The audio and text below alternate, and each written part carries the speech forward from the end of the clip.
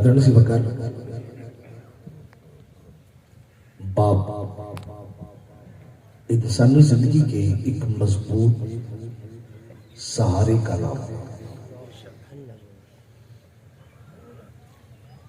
دنیا کے اندر انسان کے بہت سارے رشتے ہیں، ہر رشتے کا اپنا احترام، اپنا مقام ہے، لیکن جب باپ دنیا سے چلا جائے تو انسان تعارف کا محتاج ہو جاتا ہے، اس کو بتانا پڑتا ہے میں کون ہوں۔ اور باپ ایسے مضبوط سہارے کا نام ہے، جب تک یہ سر پہ ہو تو زمانے کی کڑی دھوپ نہیں لگتی۔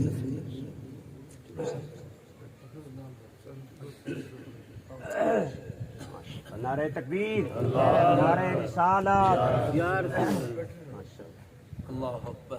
جب تک یہ گھنا سایہ سر پہ ہو تو بندے کو دھوپ نہیں لگتی، تھکاوٹ نہیں لگتی، لیکن جب یہ سایہ ختم ہو جائے تو انسان چھاؤں سے بھی ڈرتا ہے۔ اس کے اندر اپنی زندگی میں سب کچھ ہونے کے باوجود ایسی کمی محسوس کرتا ہے کہ شاید میرے پاس اب کچھ بھی نہیں۔ رشتوں میں باپ اس حسین رشتے کا نام ہے جس کی عزت کی قسم میرے رب نے یاد فرمائی۔ فرمایا ووالدین وما ولد، اس عزت والے باپ کی قسم۔ اور ذرا اس سورت کا نظم دیکھنا، ڈائریکٹ باپ کی عظمت کی قسم نہیں اٹھائی، بلکہ اس کے پیچھے تمہید باندھی ہے۔ فرمایا لا اقسم بہذا البلد وانت حل بہذا البلد، محبوب اس شہر مکہ کی قسم، اور اس شہر مکہ کی قسم اس لیے کہ تو اس میں بستا۔ اور پھر فرمایا ووالد وما ولد، محبوب اس عزت والے باپ کی قسم ہے اور اس احترام والے بیٹے کی قسم ہے جن کی محبتوں سے آج کعبہ بنا، جن کی محنتوں سے آج یہ شہر مکہ بنا۔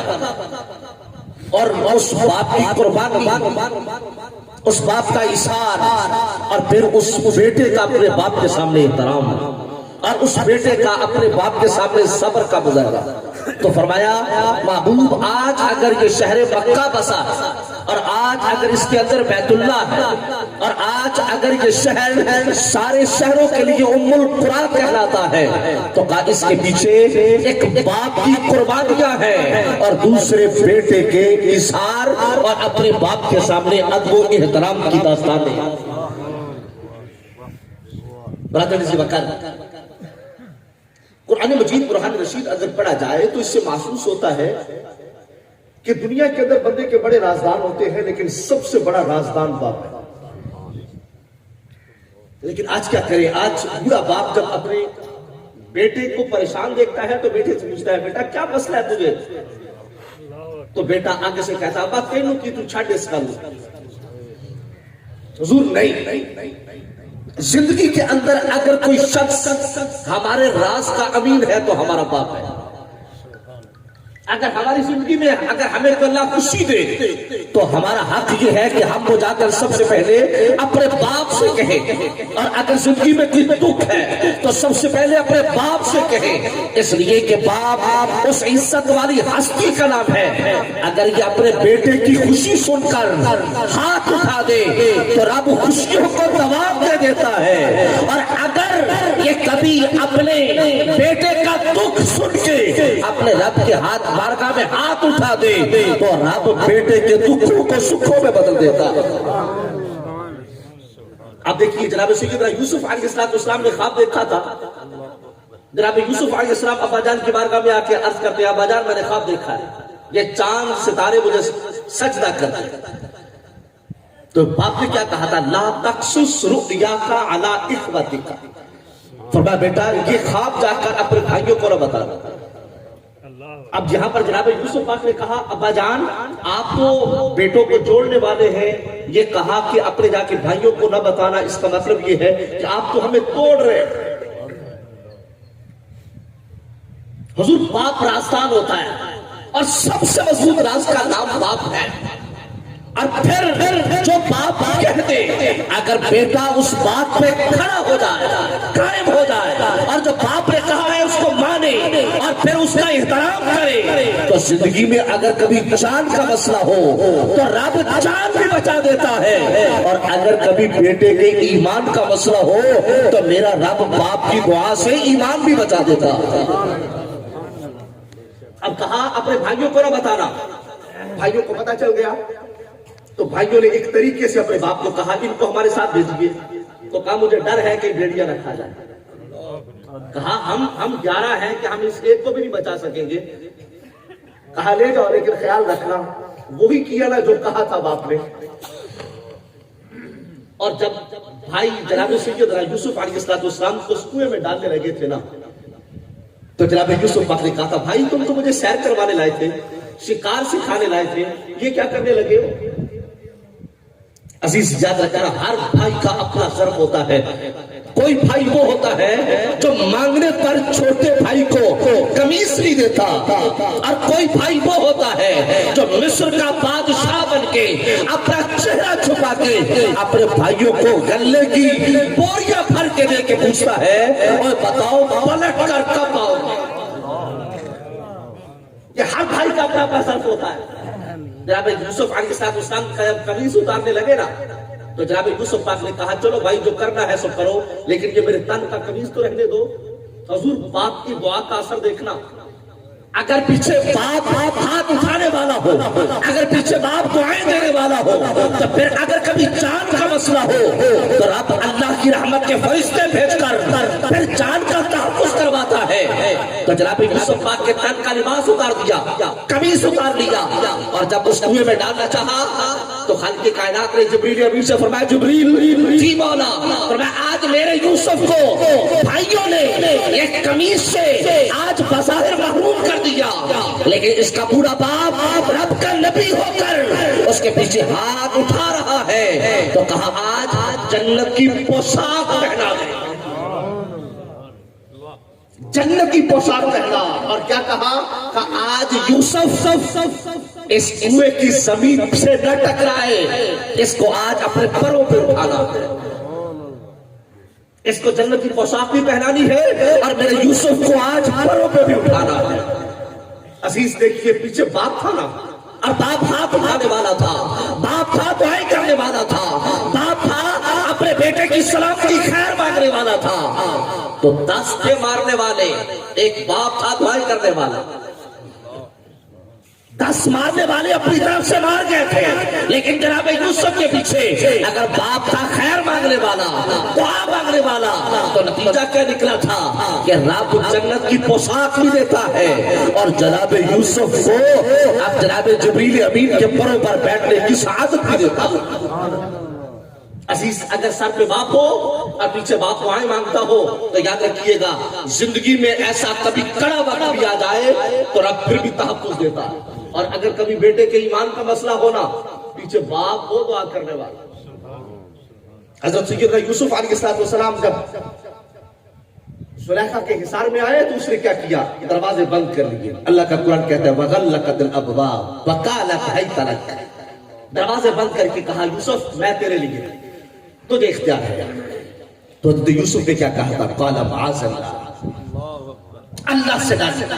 حضور ایک بیٹے کا باپ کے سامنے، ایک باپ کا بیٹے کے سامنے مقام اپنی جگہ، مگر باپ کی تربیت کی کچھ ذمہ داریاں ہیں۔ ایک باپ ہو کر اپنے بیٹے کو ایسا درد دل دے، ایسا خوف خدا دے کہ وہ بیٹا تنہائی کے گوشوں کے اندر بھی بیٹھ کر وہ اللہ کی وحدانیت سے ڈرنے والا۔ تو جناب یوسف پاک نے کیا کہا؟ قال معاذ اللہ، رب سے ڈر۔ تو زلیخا نے کیا کیا؟ اپنے سر کا دوپٹہ اتار کے اپنے بت کے چہرے پہ ڈال دیا اور کہا بس وہ چپ گئے۔ تو سیدنا یوسف علیہ السلام نے کہا تھا زلیخا یہ تیرا معبود باطل ہے جو ایک مل مل کے دوپٹے میں چھپ جاتا ہے، کہا میرا خدا وہ ہے جو جو 70,000 پردوں میں بغیر حجاب کے دیکھا کرتا ہے. علامہ اسماعیل حقی رحمۃ اللہ علیہ کہتے ہیں کہا جب وہ دروازے بند کر رہی تھی اور جب وہ زلیخا اس بت کے چہرے پہ دوپٹہ ڈال رہی تھی تو جناب یوسف کے والد گرامی سامنے کھڑے.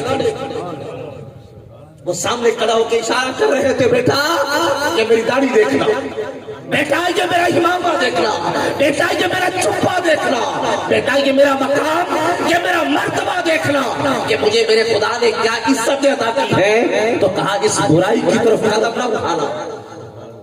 حضور پیچھے باپ ہو, جان کا مسئلہ ہو تو رب پہرے دیتا, ایمان کا مسئلہ ہو تو رب بچاتا ہے.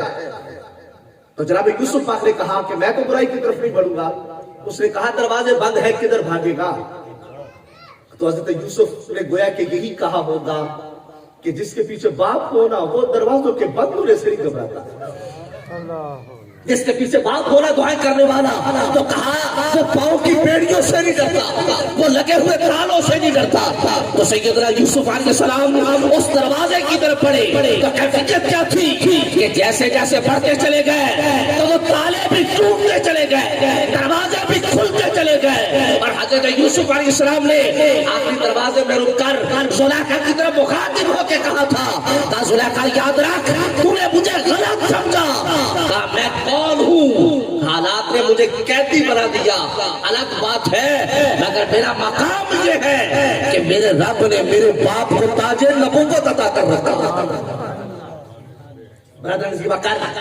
زندگی کے اندر بہت سارے رشتے, ہر رشتے کا اپنا مقام, ہر رشتے کا اپنا احترام, لیکن باپ ایسے مضبوط سہارے کا نام ہے جو بیٹے کو کبھی گرنے نہیں دیتا, بلکہ خود گر کے اپنے بیٹے کو وہ اٹھاتا اور خود گر کے اپنے بیٹے کو اٹھنا سکھاتا.